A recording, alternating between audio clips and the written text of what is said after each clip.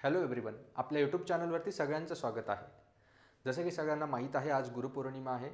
सर्व शिक्षक, सर्व लोक ज्यांच्याकडून मला बऱ्याचशा गोष्टी शिकायला मिळाल्या, सगळ्यांना गुरुपौर्णिमेच्या हार्दिक शुभेच्छा. तसेच विद्यार्थ्यांनाही गुरुपौर्णिमेच्या हार्दिक शुभेच्छा. जसं की तुम्ही व्हिडिओचं टायटल बघितलं असेल, गुरुपौर्णिमेनिमित्त मी हा व्हिडिओ बनवतोय आणि या व्हिडिओमध्ये मी आज डिस्कस करणार आहे कुठल्याही एक्झामची स्ट्रॅटेजी नाही किंवा कुठल्याही एक्झामबद्दल माहिती नाही. टायटल तुम्ही बघितलं असेल, if you want to be successful, तुम्हाला जर सक्सेस मिळवायचं असेल then learn to be satisfied. तर सॅटिस्फाईड होणं शिका. म्हणजे काय सर, हे थोडंसं एक्सप्लेन करा. त्याच विषयी आज आपण बोलणार आहोत. आपण आज बोलणार आहोत, एखादं टार्गेट जर अचीव करायचं असेल, जीवनामध्ये काही गोष्ट मिळवायची असेल, तर ती मिळवण्या अगोदर तुमचा माइंडसेट कसा असायला हवा, जेणेकरून तुम्ही तिथपर्यंत पोहोचू शकतात. बघा, याचं मी थोडंसं ब्रेकडाऊन करून ॲनालिसिस सांगण्याचा प्रयत्न करतो. बरेच जण आहेत जे रिपीटर्स आहेत, खूप दिवसांपासून एखाद्या परीक्षेचा अभ्यास करताय. काही जण जॉबमध्ये असतील, ज्यांना स्विच करायचं आहे, पुढची हायर पोस्ट मिळवायची आहे. असेही अनेक विद्यार्थी असतील की जे आता सध्या एखाद्या ज्युनियर इंजिनियरच्या पोस्टवर असतील, त्यांना वरच्या पोस्टवरती जायचं आहे. किंवा तुम्ही जर प्रायव्हेटमध्ये काम करत असाल तर कंपनी स्विच करून तुम्हाला चांगलं पॅकेज मिळवायचं आहे. अनेक विद्यार्थी आहेत आणि अनेक जॉब करणारे लोकसुद्धा आहेत. यांच्यासाठीच हा व्हिडिओ इम्पॉर्टंट असणार आहे. मग जेव्हा तुम्ही एखाद्या एक्झामचं प्रिपरेशन करताय, त्यावेळेस तुम्ही टार्गेट काय ठेवता? मला ही एक्झाम क्रॅक करून ही पोस्ट काढायची आहे. फॉर एक्झाम्पल, तुम्ही जर सिव्हिल इंजिनिअरिंगचे विद्यार्थी असाल, तर जे विद्यार्थी 3-4 वर्षापासून अभ्यास करून करून थकलेले आहेत, त्या विद्यार्थ्यांचं स्वप्न असेल की मला कमीत कमी ज्युनियर इंजिनिअरची तरी पोस्ट मिळाली पाहिजे. ॲटलिस्ट ज्युनियर इंजिनिअरची पोस्ट मिळाली पाहिजे, then I will be successful. पण एक विचार केला आहे का तुम्ही कधी? तुम्ही ज्या दिवशी एक्झामला जातात, त्या एक्झामला जाण्याच्या आदल्या दिवशी प्रत्येकाला ना एक फिलिंग येते. कोणती फिलिंग येते माहिती आहे? की ह्या एक्झाममध्ये माझं सिलेक्शन होणार आहे की नाही. सर, हे तुम्ही काय बोलताय? एक्झामच्या आदल्या दिवशी कसं कळणार आहे माझं सिलेक्शन होणार आहे की नाही? एक्झामच्या आदल्या दिवशी ना स्वतःच्या मनाला हा प्रश्न विचारायचा की मी जे प्रिपरेशन केलं, खरोखर ते प्रिपरेशन सफिशियंट आहे का उद्याच्या पेपरसाठी? तुम्हाला तुमचं ॲन्सर 100% मिळतं. एक्झामच्या आदल्या दिवशी हे ॲन्सर कदाचित प्रत्येकाला मिळालेलं असतं.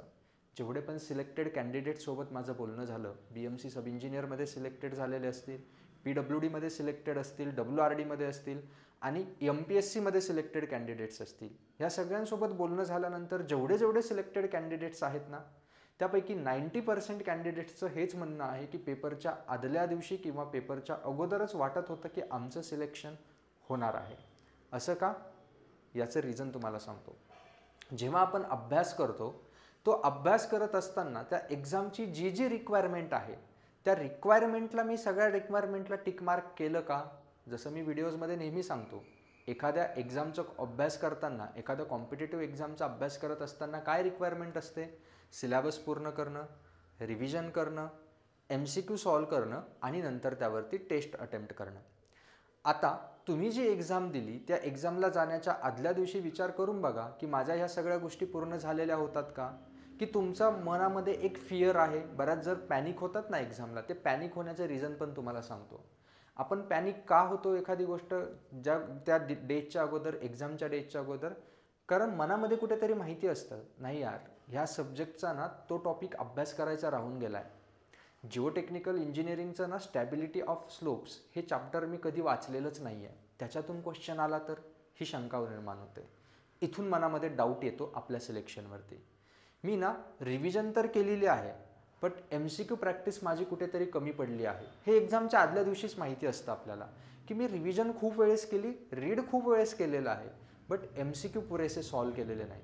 मग मला उद्या एक्झामला व्यवस्थित टाईममध्ये MCQ सॉल्व करता येतील का? सर, मी MCQ सॉल्व केलेले होते, बट ना लास्ट डेजमध्ये ना मी कुठेतरी फुल लेंथ टेस्ट सिरीज द्यायच्या विसरलो म्हणजे मी 1-2 टेस्ट दिली, बट कमी मार्क्स आल्यामुळे जी फिअर निर्माण झाली, जो डाऊट निर्माण झाला, त्या डाऊटमुळे मी नंतरच्या टेस्ट ह्या दिल्याच नाही. आणि त्या नंतरच्या टेस्ट दिल्या नाही तर एक्झामच्या दिवशी हे वाटायला लागतं की उद्या एक्झामला टाईम पुरेल का? उद्या माझे 90 मिनिटामध्ये 100 क्वेश्चन्स सॉल्व होतील का? हे डाऊट्स एक्झामच्या आदल्या दिवशी आपल्याला यायला लागतात. आणि असा डाऊट जर तुमच्या माइंडमध्ये आला तर कदाचित तुमचं सिलेक्शन होईल, बट तुम्ही तुमच्या प्रिपरेशनसोबत सॅटिस्फाईड नाही आहे. म्हणून मी तुम्हाला काय सांगतोय, सक्सेस जर मिळवायचं असेल तर अगोदर सॅटिस्फाईड व्हायला शिका. म्हणजे काय, एखादी एक्झाम आहे, फॉर एक्झाम्पल 5-6 महिन्यानंतर एखादी एक्झाम आहे. या 5-6 महिन्यानंतरच्या एखाद्या एक्झामचं तुम्हाला प्रिपरेशन करायचं आहे आणि ते प्रिपरेशन करत असताना तुम्ही त्याचे चेकबॉक्स जर बघितले तर हे चेकबॉक्स काय आहेत? लेक्चर करणं, नोट्स रीड करणं, नोट्स प्रिपेअर करणं, शॉर्ट नोट्स असतील तर शॉर्ट नोट्स रीड करणं, त्या प्रिपेअर करणं, त्या सगळ्या सब्जेक्टची रिव्हिजन करणं, सगळे स्टँडर्ड टेबल्स, फॉर्म्युलेज पाठांतर करणं, त्यावरती बेस्ड MCQs सॉल्व करणं. मी तर नेहमी सांगतो ॲटलिस्ट एका युनिटवरती 100 MCQs सॉल्व करा. सर MCQचे सोर्सेस कोणते यूज करू मुलं विचारतात. सर यूथ सफिशियंट राहील का? सर यूथवरनं होईल का? सर SSC JEE करावंच लागेल का? सर ESE प्रिलिम्स करावंच लागेल का? बाळांनो, करावंच लागेल का म्हणजे काय? जिथून तुमचे डाऊट्स क्लिअर होत आहे, तुम्हाला जर वाटतंय की यूथ माझं कंप्लीट झालंय, मग SSC JEE घेईल ना. SSC JEE कंप्लीट झालं मग ESE प्रिलिम्स सॉल्व करेल.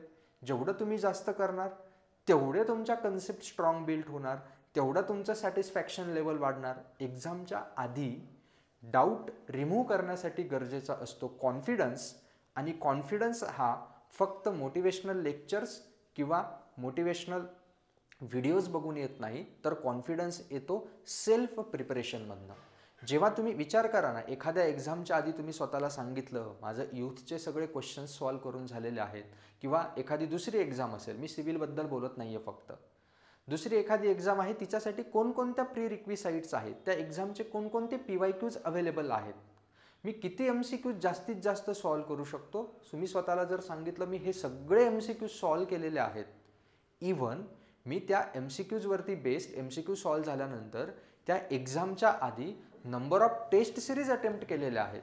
मी 10 फुल लेंथ टेस्ट सिरीज दिल्या. बघा, ज्याने 1 फुल लेंथ टेस्ट सिरीज दिली त्याचं सॅटिस्फॅक्शन लेवल, ज्याने 5 फुल लेंथ टेस्ट सिरीज दिल्या त्याचं सॅटिस्फॅक्शन लेवल, आणि ज्याने 10 फुल लेंथ टेस्ट सिरीज दिल्या त्याचं सॅटिस्फॅक्शन लेवल. एकदा स्वतःला प्रश्न विचारून बघा, कुणाचं सॅटिस्फॅक्शन लेवल चांगलं असेल, कोण एक्झाममध्ये बेटर परफॉर्म करेल, कुणाचा एक्झामच्या दिवशी कॉन्फिडन्स नेक्स्ट लेवलला असेल. ऑब्व्हियसली ज्याने 10 फुल लेंथ टेस्ट सिरीज दिल्या. मग हा प्रश्न तुम्ही विचारताच कसं काय की सर MCQ इथून केले तेवढे सफिशियंट आहे का? Nothing is sufficient. तुम्ही जेवढं स्वतःला जास्त पुश करणार तेवढं तुमचं सॅटिस्फॅक्शन हे वाढणार. जेवढं तुमचं सॅटिस्फॅक्शन जास्त तेवढे तुमचे कॉन्फिडन्स जास्त एक्झामच्या दिवशी, आणि जेवढा तुमचा कॉन्फिडन्स जास्त तेवढे तुमचे सिलेक्शनचे चान्सेस जास्त. हे मी तुम्हाला सांगतोय. त्यामुळे असे डाऊट्स किंवा ह्या ज्या गोष्टी आहेत की सर किती करू प्रिपरेशन, एक्झाममध्ये सिलेक्शन कसं होईल, हे क्वेश्चन इनव्हॅलिड आहेत. जोपर्यंत तुम्हाला सॅटिस्फॅक्शन येत नाही, जोपर्यंत तुम्हाला स्वतःला वाटणार नाही की येस मी आता सॅटिस्फाईड आहे, माझा प्रिपरेशन कंप्लीट आहे, मी जेवढ्या डिटेल नोट्स होत्या त्या नोट्स रीड केल्या, मी जेवढे MCQs होते ते MCQs सॉल्व केले, जेवढ्या टेस्ट सिरीज देता येऊ शकत होत्या मी तेवढ्या दिल्या, तेव्हा कुठेतरी एक्झामच्या दिवशी तुम्ही एक्झामच्या आदल्या दिवशी हे सगळं प्रिपरेशन बघणार, ते टिकमार्क बघणार, तेव्हा तुम्हाला कॉन्फिडन्स येईल की नाही आता मी मला जे गरजेचं आहे ते सक्सेस अचीव करू शकतो.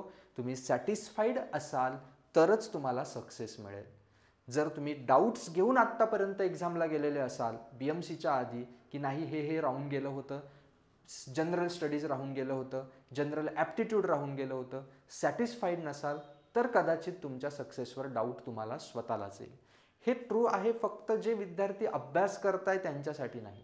कारण मी तुम्हाला हेच सांगतोय की सपोज तुम्ही एखादी JEEची पोस्ट मिळवली, बट JEEची पोस्ट मिळाल्यानंतर तुमचं सक्सेस मिळालं का? तिथे अगेन येतं की आता JEE झालेलो आहे, आता मी AEEची पोस्ट, AE2ची पोस्ट किंवा हायर पोस्टला जाईल. का? कारण तुमचं सक्सेस हे डिफाईन्ड होतं एका पोस्टने. ती पोस्ट मिळाल्यानंतर तुम्हाला वरची पोस्ट का मिळवायची? कारण तुम्हाला ते सक्सेस आता कमी वाटू लागलं, तुम्हाला परत वरती जायचं आहे. तुम्ही जर JEEच्या पोस्टवरती सॅटिस्फाईड आहात तर तुम्ही तिथे थांबू शकता, पण ते सॅटिस्फॅक्शन नाही आहे ना. आपल्याला काय हवी? वरची पोस्ट हवी. मग पुन्हा प्रिपरेशन स्टार्ट करा वरची पोस्ट हवी असेल तर. आणि हे केव्हा संपतो, हा लूप केव्हा संपतो माहिती आहे? हा लूप तेव्हाच संपतो जेव्हा तुम्ही तुमच्या आवडीचं काम करायला लागतात. तुम्ही JEEच्या पोस्टवर सॅटिस्फाईड का नाही आहे किंवा तुम्ही एखाद्या जॉबमध्ये सॅटिस्फाईड का नाही आहे? कारण ते वर्क तुम्हाला पाहिजे ती गोष्ट देत नाही आहे, तुम्हाला त्याच्यामध्ये इंटरेस्ट येत नाही आहे किंवा तुम्हाला त्याच्यामध्ये आनंद भेटत नाही आहे. म्हणून तुम्ही तिथे सॅटिस्फाईड नाही आहे, म्हणून तुम्हाला वरच्या पोस्टवर जायचं आहे किंवा जॉब स्विच करायचा आहे. किंवा मी हे म्हणत नाही आहे की स्विच करणं चुकीचं आहे, मी हेही म्हणत नाही आहे की तुमचं पॅकेज वाढवणं चुकीचं आहे. बस पॅकेज वाढवताना देखील काय असलं पाहिजे, एम, ना की पॅकेज असला पाहिजे. वरची पोस्ट मिळवताना किंवा एखादी एक्झाम क्रॅक करताना ती पोस्ट किंवा ती एक्झाम टार्गेट नसलं पाहिजे, सेल्फ सॅटिस्फॅक्शन हे टार्गेट असलं पाहिजे. की मला जर ती एक्झाम क्रॅक करून सॅटिस्फॅक्शन मिळतं आहे, तर ती एक्झाम क्रॅक करण्यासाठीच्या जेवढ्या गोष्टी आहेत त्या गोष्टी मी करायला तयार आहे.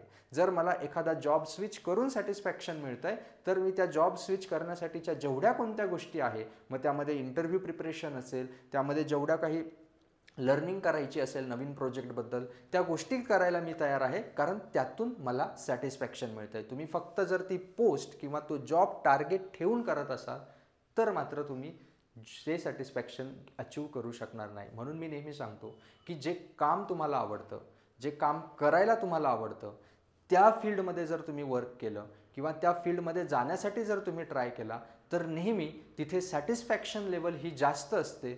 आणि सॅटिस्फॅक्शन लेवल जास्त असल्यामुळे तिथे सक्सेसफुल होण्याचे चान्सेस हे जास्त असतात, कारण सक्सेस डिपेंड करतं तुमच्या सॅटिस्फॅक्शनवरती.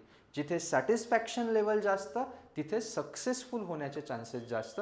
ही गोष्ट आयुष्यात नेहमी लक्षात ठेवा. म्हणून एक्झामचं प्रिपरेशन जर करत असाल, तर त्या एक्झामच्या जेवढ्या काही रिक्वायरमेंट आहेत त्या रिक्वायरमेंट फुलफिल करण्याचा अगोदर ट्राय करा, ना की एक्झाम क्रॅक करायची आहे, एक्झाम क्रॅक करायची आहे, एक्झाम क्रॅक केल्यानंतर जेईची पोस्ट मिळणार आहे, एक्झाम क्रॅक केल्यानंतर AEEची पोस्ट मिळणार आहे. This should not be your target. Your target should be satisfaction. आणि सॅटिस्फॅक्शन कधी येणार, तुम्ही क्वेश्चन सॉल्व करणार, तुम्ही टेस्ट सिरीज देणार, जेव्हा तुमचा कॉन्फिडन्स बिल्ड होणार तेव्हा ते सॅटिस्फॅक्शन तुम्हाला येणार. ही गोष्ट नेहमी लक्षात ठेवा की सॅटिस्फॅक्शनला वरती ठेवा, सक्सेस ऑटोमॅटिक येतं. आपण काय करतो, टार्गेट ठेवतो सक्सेस होण्याचं, आणि त्या सक्सेस होण्याच्या मागे, म्हणजे मी तुमची चूक सांगतो, आपण एखादी एक्झाम टार्गेट केल्यानंतर टार्गेट ठेवतो जेईची पोस्ट क्रॅक करायची, मग ती 2 महिन्यामध्ये क्रॅक करायची, 3 महिन्यामध्ये क्रॅक करायची. तुम्हाला ती जर पोस्ट 2-3 महिन्यात टार्गेट करायची, तर तुम्ही काय करता, छोट्या नोट्स पाहिजे, छोट्या नोट्समधनं पटकन अभ्यास होतो. सर MCQs मी एवढे नाही करणार, यूथमध्ये ना खूप दिलेले आहे, मी थोडेच MCQs सॉल्व करतो, मी SSC JEEची गरज नाही आहे. स्वतःच सांगता आपण स्वतःला की SSC JEEची थोडी गरज असते, ESC प्रिलिम्सची तर गरजच नाही आहे स्टेटसाठी, बरोबर, हे स्वतःला सांगतो. बट तुम्हाला जर ते क्वेश्चन सॉल्व नाही करायचे आहे, एक्झामची रिक्वायरमेंट ती आहे, कारण तुम्ही टार्गेट ठेवलं एक्झामची रिक्वायरमेंट पण काय आहे, क्वेश्चन सॉल्व करणे. तुम्ही जेवढे जास्त क्वेश्चन सॉल्व कराल तेवढे तुमचं सॅटिस्फॅक्शन जास्त राहील, तेवढे तुमचे सक्सेसचे चान्सेस वाढणार आहे. पण आपण छोट्या गोष्टी करायला ट्राय करतो, कारण मला त्या अभ्यासातून मिळणाऱ्या सॅटिस्फॅक्शनशी घेणं देणं नाही आहे, मला तर फक्त पोस्ट हवी आहे. अभ्यासातून मिळणारं सॅटिस्फॅक्शन घ्यायला शिका.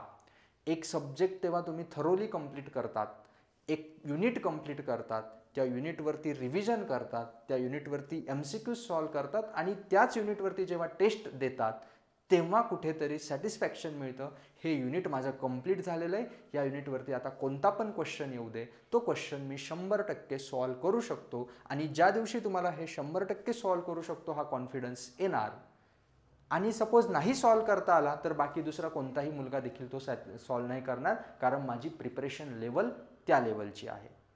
ठीक आहे. म्हणून तुम्ही हे डाऊट्स काढून टाका की किती क्वेश्चन करायचे आहे.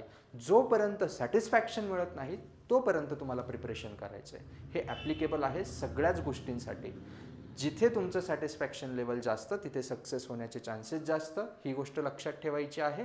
म्हणून तुम्हाला ज्या ठिकाणी काम करायला आवडतं किंवा जे काम करायला आवडतं, पहिली गोष्ट ते गोष्ट करायला शिका. त्या क्षेत्रात काम करायची काय असू द्या, तयारी असू द्या, किंवा त्या क्षेत्र तुमचं करिअर म्हणून निवडा, कारण तिथे तुम्हाला जसं जसं सॅटिस्फाईड होत जाणार तसं तुम्ही सक्सेस ऑटोमॅटिकली अचीव करत जाणार. ठीक आहे. आज गुरुपौर्णिमा आहे. गुरुपौर्णिमेच्या सगळ्यांना हार्दिक शुभेच्छा. कारण लक्षात एक ठेवा, एज्युकेशन किंवा आपण करिअर म्हणजे फक्त पैसा कमवणं किंवा हे नाही आहे. स्वामी विवेकानंदांचं एक खूप चांगलं कोट आहे, ते कोट मी तुम्हाला सांगतो. स्वामी विवेकानंद म्हणतात, शिक्षण म्हणजे मेंदूमध्ये अस्ताव्यस्त कोंबून भरलेल्या माहितीचा भारा म्हणजे शिक्षण नाही. स्वामी विवेकानंद त्याला शिक्षण म्हणत नाही की आपण किती गोष्टी शिकलो किंवा पैसा कमवणं, स्वतःच्या पायावरती उभं राहणं, किती गाडी प्रॉपर्टी कमवली, याला शिक्षण म्हणत नाही. शिक्षण म्हणजे काय? चांगलं चारित्र्य घडवणारं, चांगले विचार आत्मसात करायला लावणारं आणि स्वतःचं आयुष्य बदलावणारी गोष्ट म्हणजे शिक्षण आहे. आणि असं शिक्षण आम्हाला हवं आहे असं स्वामी विवेकानंद म्हणतात. आणि म्हणून try to learn satisfied than to be successful. तुम्ही जर सॅटिस्फाईड असाल तर तुमचे सक्सेसफुल होण्याचे चान्सेस हे जास्त आहेत. आजच्या व्हिडिओमध्ये एवढंच. गुरुपौर्णिमेच्या पुन्हा एकदा सगळ्यांना हार्दिक शुभेच्छा. व्हिडिओ आवडला असेल तर व्हिडिओला लाईक करा, चॅनलला सबस्क्राईब करा आणि जास्तीत जास्त विद्यार्थ्यांपर्यंत हा व्हिडिओ शेअर करा. Thank you so much.